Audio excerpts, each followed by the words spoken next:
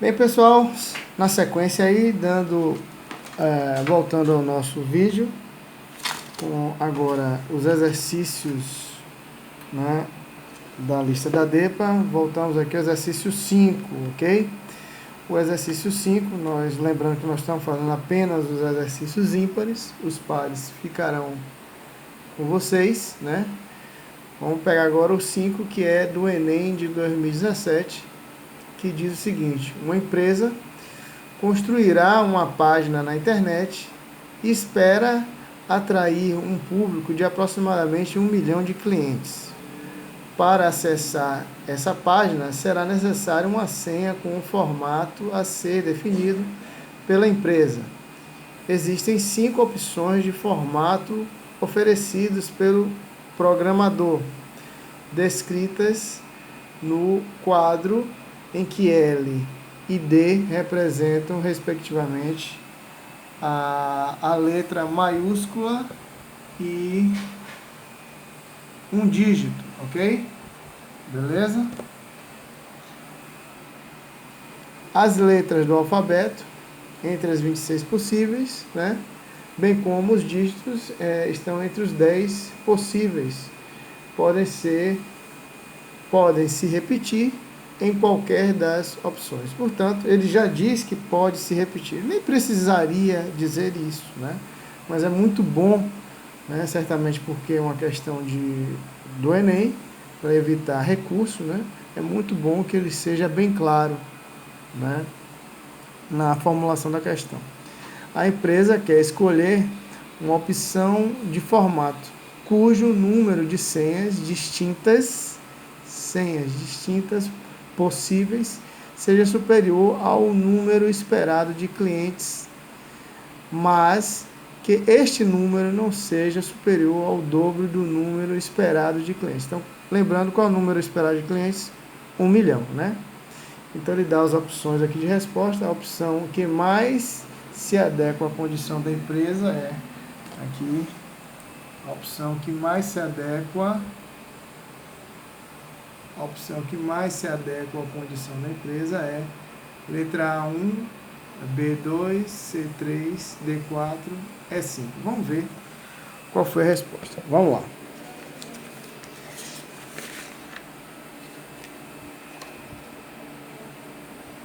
Opa, deixa eu ver aqui. Parece que eu me atrapalhei, né? Estamos vendo exemplo ainda, né? Exemplo 4.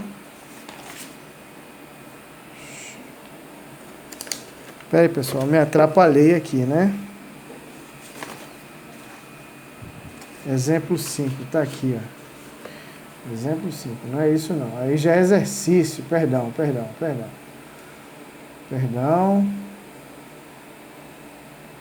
Exemplo 5. Aqui. Vamos lá. O exemplo 5. Nós fizemos esse, né? O 4. Vamos agora ao 5. Ainda não chegamos ao exercício. Eu me atrapalhei todo aqui, perdão. Vamos lá. Ele diz o seguinte: 7 livros didáticos, cada um de uma disciplina diferente, deve ser posicionado lado a lado em uma estante, de forma que os livros de física, de química e de matemática estejam sempre juntos, em qualquer ordem. Um número de maneiras diferentes em que esses livros podem ser posicionados vamos lá.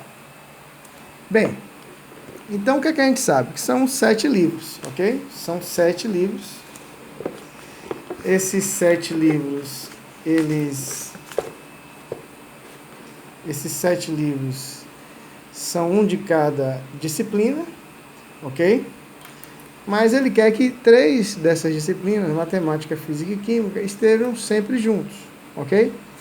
Então, se estão aqui os 7 livros, ó, a gente tem 7 lugares. 1, 2, 3, 4, 5, 6, 7 lugares. A gente pode ter a seguinte possibilidade. Esses 3 primeiros ser para matemática, física e química, depois esses 3 aqui, depois esses 3 aqui, Então, 1, 2, 3. Depois, esses 3 aqui. E, por último, esses 3 aqui. Então, temos 1, 2, 3, 4, 5 possibilidades. Temos 5 possibilidades, né, de termos física, matemática e química junto. Pode ser física, matemática e química, física, matemática e química, física, matemática e química. Depois aqui, física, matemática e química. E por último aqui, física, matemática e química, né? Mas não são só essas 5 possibilidades, né, para cobrir todos esses 7 locais.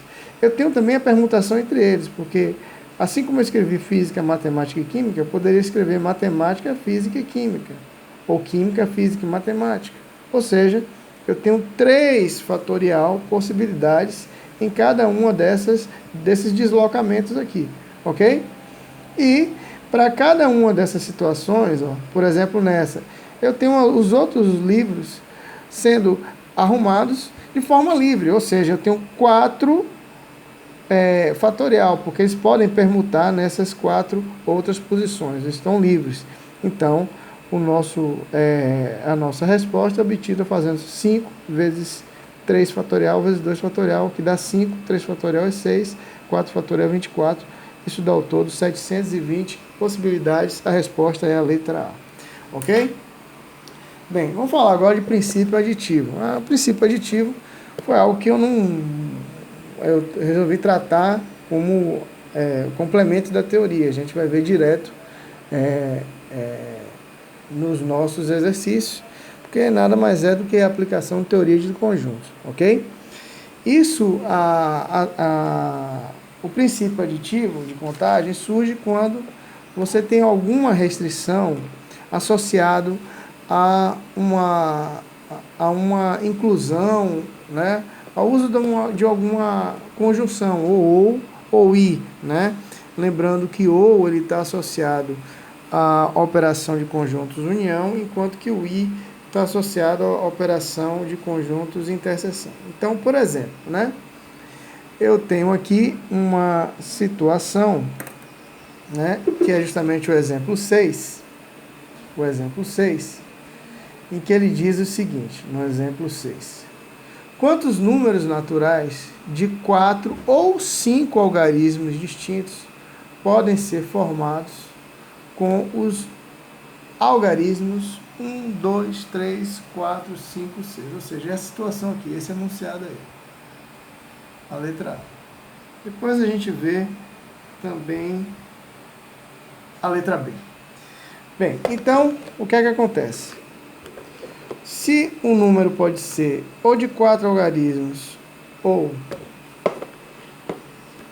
de 3, ou de 5 algarismos, esse é um ou exclusivo, né? Porque são números que não têm interseção. Um número, ou ele é de 4, ou ele é de 5 algarismos. Então, a gente vai fazer separadamente, depois a gente soma, né?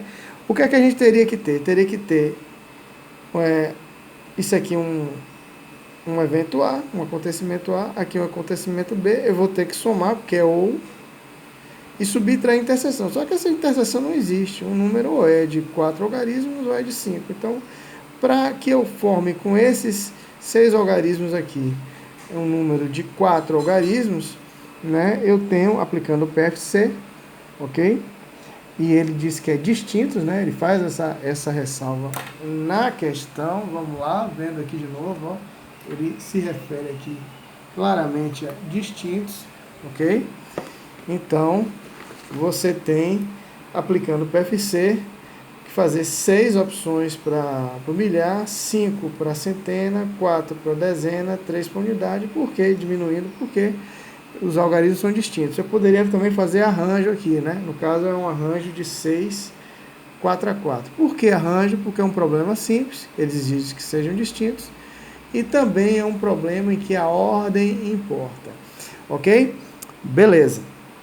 Na sequência, a mesma coisa eu faço para 5 algarismos, então fica 6, 5, 4, 3, 2, então 360, mais 720, isso dá ao todo 1080 números que são formados com esses 6 algarismos aqui, que são ou de 4 algarismos ou de 5 algarismos.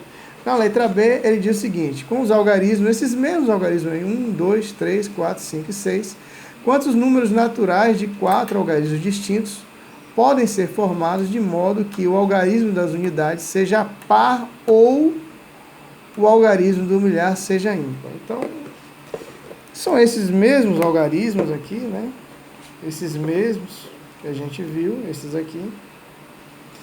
E aqui a gente tem, ó, nessa primeira opção aqui, para ser par, esse último algarismo tem que ser um número par, não é isso? Essa é a condição de divisibilidade. Ou o que ele quer, que esse algarismo aqui, ó, do milhar seja ímpar. Então, para que ele seja par, eu tenho quantas opções? Ó, desses 6, quem são par? O 2, o 4 e o 6. Então, são 3 opções. Então, a gente deve fazer, sempre que a gente tem um problema que tem restrição, atacar primeiro a restrição. Ok? Então, a restrição aqui é o quê? O algarismo tem que ser par. Então, para que seja par, essa última casa aqui das unidades tem que ser um dos 3 algarismos pares aqui. Então, 3 opções. Das 6, como ele é distinto, eu não posso usar o que eu usei aqui. Eu posso usar as outras 5, né? Que são os outros 3 números ímpares e mais os 2 que sobraram do que eu não botei aqui. Então, são 5 opções para aqui, 4 para aqui, 3 para aqui. Ok? Que dá um total aí de 180, né? 20, 60 vezes 3, 180. E para que esse algarismo aqui seja ímpar, eu tenho 3 opções também. Então, eu ataco a minha restrição, né? A primeira coisa que eu faço. Então, essa restrição aqui, eu tenho 3 opções para satisfazê-lo. Aí, a mesma coisa, para aqui eu tenho 5, 4, 3, de novo, 180 possibilidades. Porém, aqui sim a gente vai aplicar o princípio aditivo, que nada mais é do que aquela fórmula que a gente viu lá na teoria dos conjuntos, né? Que a gente deduziu a partir do diagrama de Venn, não é isso? Ok? De que o número de elementos da união é o número de elementos de A mais o número de elementos de B menos o número de elementos da interseção. Esses números aqui têm interseção, certo? Porque tem números que são pares, cujo o primeiro dígito aqui do milhar, ele é ímpar, né? Eu poderia ver aqui ou aqui, dizer assim, ó, tem número de 4 algarismos que começa com ímpar, mas que alguns deles são pares. Então, vamos ver quantos são.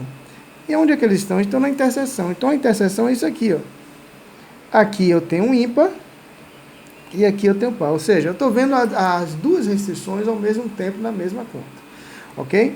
Então, ao fazer isso, eu fixo 3 aqui, porque eu tenho 3 opções de número ímpar, né, para a casa do milhar, e 3 opções de algarismo ímpar, e 3 opções de algarismo par para a casa da unidade, que caracteriza que esse número é par. Então, este número dessa forma aqui, ele começa com algarismo ímpar e ele é par, ok?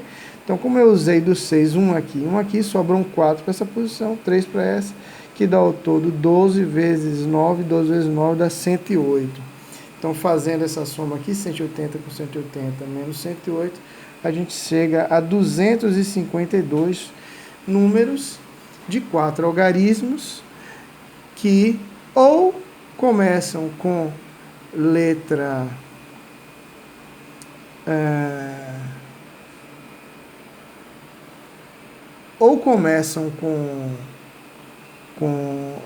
algarismo ímpar ou são pares, ok?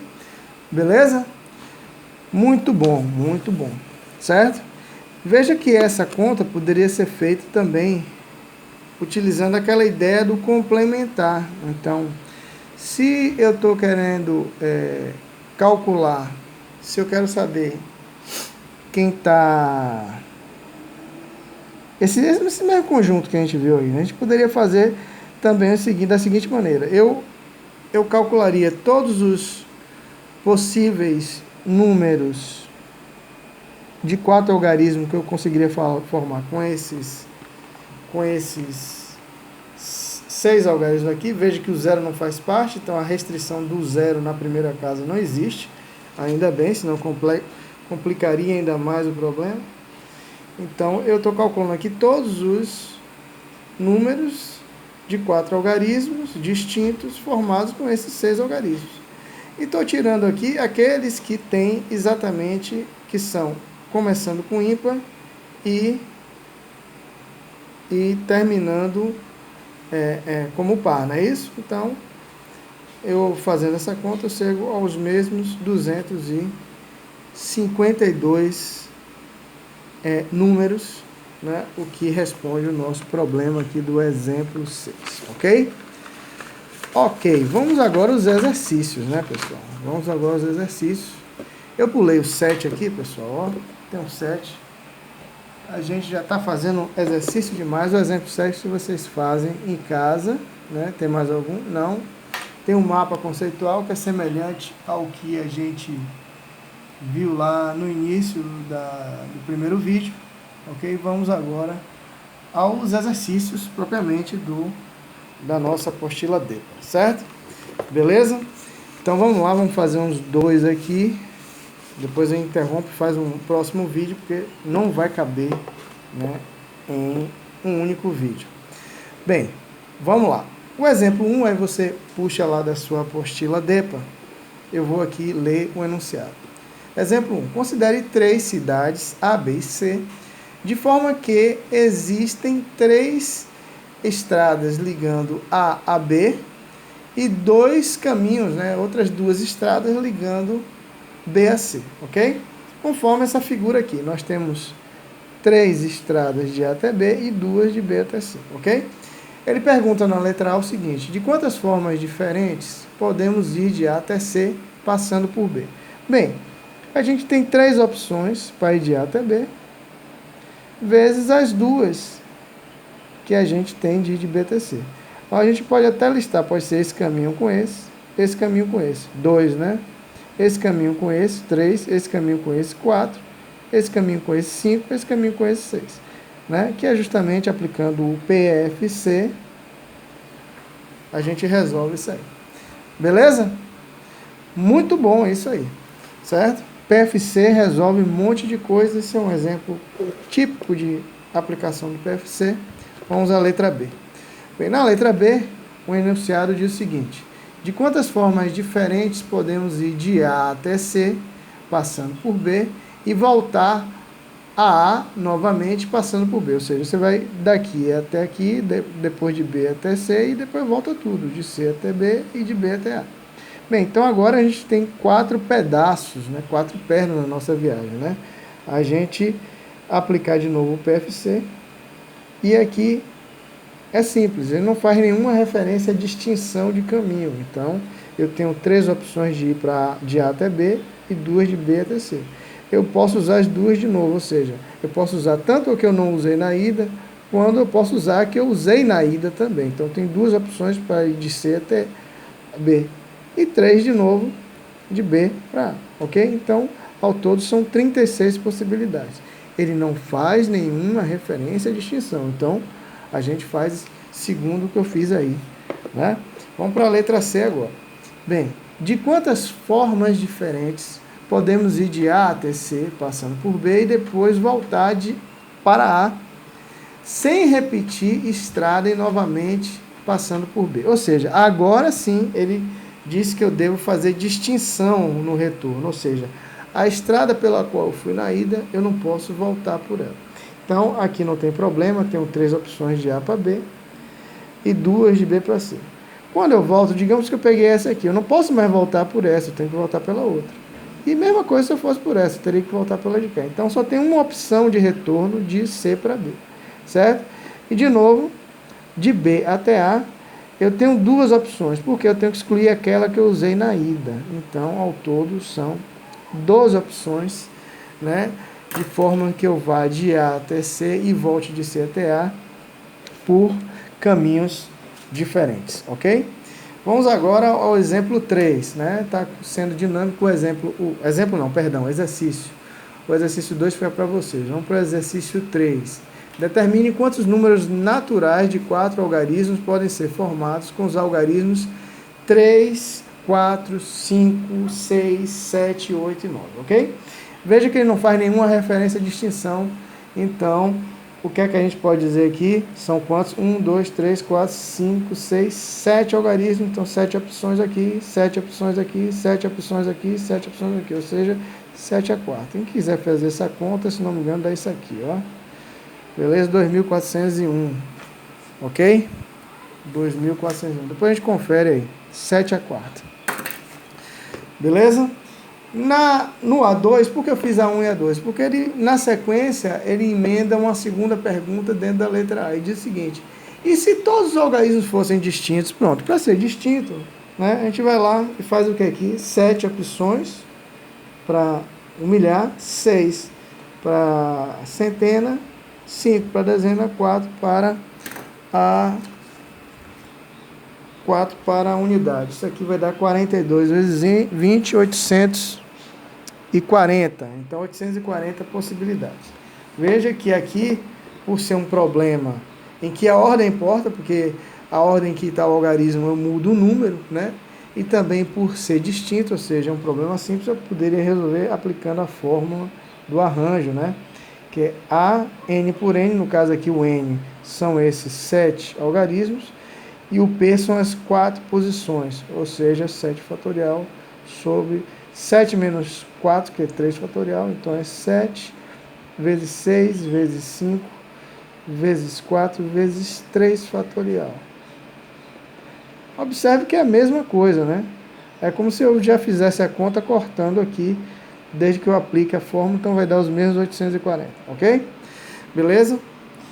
Bem, na letra B, ele diz o seguinte: quantos números pares e positivos de 3 algarismos distintos podem ser formados com 3, 4, 5, 6, 7, 8 e 9? Quantos números pares e positivos de 3 algarismos? Então, se eu tenho 3 algarismos, ele exige que seja par. Esse último aqui tem que ser um algarismo par. Então, pode ser 4, 6 e 8, ok? Então, eu tenho 3 opções para o algarismo da unidade, certo? Os outros, ele não faz nenhuma distinção, pode ser livre. Então, dos 7 aqui, eu desconto que eu usei aqui, sobram 6 para aqui e 5 para aqui. Então, são ao todo 30 vezes 3, perdão, 90, né? São 90 possibilidades, ok? Na letra C, ele muda um pouquinho, né? Na letra C, ele diz quantos números de 4 algarismos existem no sistema de numeração decimal. Então, se o sistema de numeração decimal estão todos os 10 algarismos aqui, aqui apareceu um problema, que é o zero. A gente tem que sempre estar muito atento quando tem o zero, porque o zero não pode ficar nessa primeira casa, ok? Então, vamos lá. Quantos números de 4 algarismos existem no nosso sistema decimal? Então, simples, né? Eu começo sempre pela restrição. A restrição é que o zero não pode estar aqui, então desses 10 eu só posso usar 9 aqui. Eu posso usar os 10 aqui, os 10 aqui e os 10 aqui. Por que os 10? Porque ele não fala de que são distintos. Então, dá ao todo isso aqui, 9.000 números, né, com 4 algarismos distintos. E aqui tem um C2. Por que C2? Porque ele faz de novo 2 perguntas em uma só. Na sequência ele pergunta quantos números com 4 algarismos distintos existem no sistema de numeração decimal. Ou seja, é essa mesma questão aqui em que ele exige que sejam distintos. Então, aqui são 9, porque eu devo começar sempre pela posição onde há restrição. Eu não posso usar o zero aqui, portanto são 9. Tem um 9 de novo. Por que 9 de novo? Porque o zero pode entrar aqui agora. Então, eu teria os 10 à disposição menos o que eu usei aqui. Então, são 9. E aí segue normal, 8 aqui e 7 aqui. Beleza? Isso dá ao todo, deixa eu ver aqui a resposta, porque eu não vou fazer a conta de novo. Isso dá ao todo 432 números, ok? 432 números. Beleza? Bem, antes que esse vídeo caia de novo, eu vou aqui vou dar uma interrupção, a gente segue no próximo vídeo, né, e finaliza essa aula. Beleza? Até lá.